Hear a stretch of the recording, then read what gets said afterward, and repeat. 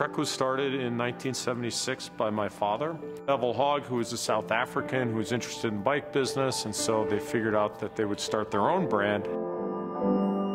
So they picked out Waterloo, which was in between Madison, where Bevel lived, and Milwaukee, where my father lived, and they bought a red barn and they hired 4 people, and I think that first year they made 850 frame sets, and that's how it started.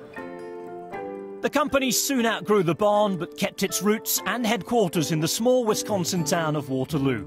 Today it's home to around 800 of the firm's 1,800 employees, with a strong emphasis on research and development, together with access to some of the best test riders in the business.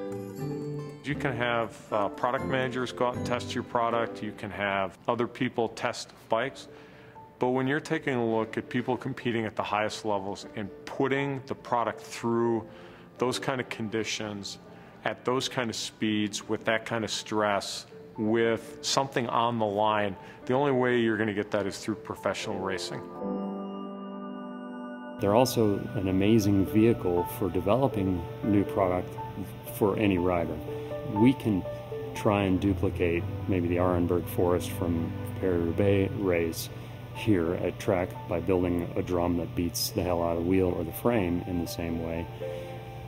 But until you're the kind of athlete that can ride it at that same pace across the same cobbles, you don't really get the full effect, and you don't really learn from a product development standpoint what the vehicle is doing and what the vehicle has to go through.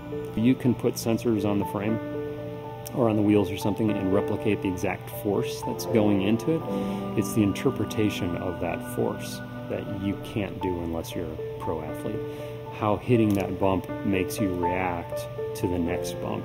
How hitting that bump makes you see the next line that you should take through the trail or on the pro road surface. That takes the pro mentality. That's what the rest of us can't do, and a machine, frankly, cannot do either. We'll do testing and evaluation in the weeks between races all season long, wherever they are. We can't build product at that level really any other way. And consumers are quick to feel the benefit of input and insight offered by the team's pro riders. It's a formula which has served the company well for years. If you take a look at the Domani, that has Fabian Cancellara written all over it.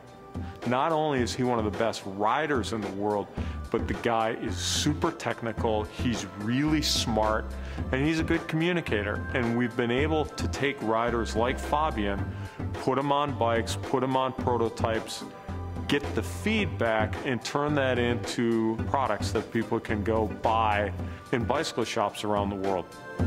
One of the latest products to come out of the Trek Ideas factory is the Amonda, a production road racer weighing in at 4.65 kilos, fully loaded, and at just 690 grams for the frame itself. Unveiled in time for 2014's Tour de France, its appeal is obvious.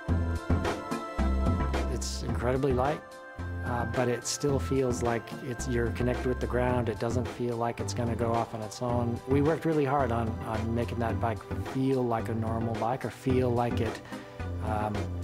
it's still in touch with the ground.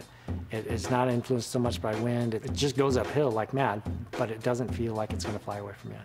Amonda is one of my first projects that I started from soup to nuts. So I started about 3 years ago. And so our first big hurdle was defining ride quality. What makes a great riding bike? It's ethereal, it has a soul, everybody knows the bike that they love has something to it that they can't quite put their finger on. And so we spent a lot of time on what does a bench test mean? What does a corner do to a bicycle? What does a sprint do to a bicycle? And can we translate all of those things into numbers? We started to ride these 10-pound bikes, fully built, 2 years ago. And we had 5 or 6 different models to choose from at the beginning. And you had one athlete that loved this one, and you had one that loved this one, and you had one that hated this one and didn't really care otherwise. And so we were all over the map. But we were able to take nuggets of all of those riders and start to pull things out and go, okay, well, there's a piece there and there's a piece there, and I can definitely do that without messing with what this guy wants over here. And then we went at it again, and we had less dissension. Then we went at it again, and we had less. And we did that over and over and over again. And that challenge change, challenge, change, challenge, change that we went through with our athletes was just really what utilizing an athlete should be all about for developing a great product. Expect to see several new faces in the 2015 season, with personnel changes to the Trek Factory Racing team imminent, where their long-term ambition remains clear. One day we would like to be the #1 ranked team out there. In order to be that, you need to compete at Spring Classics, which we're very good at today, and you also need to compete through the summer at Grand Tours. I think we can get there relatively quickly. We're taking a really good platform of Trek Factory Racing, attached to a technical manufacturer, attached to an owner that's in it for a long time, with a lot of expertise, with one of the best coaching staffs out there. It's an amazing platform in my mind that, with a little more effort, becomes a Grand Tour team and hopefully the top-ranked team out there.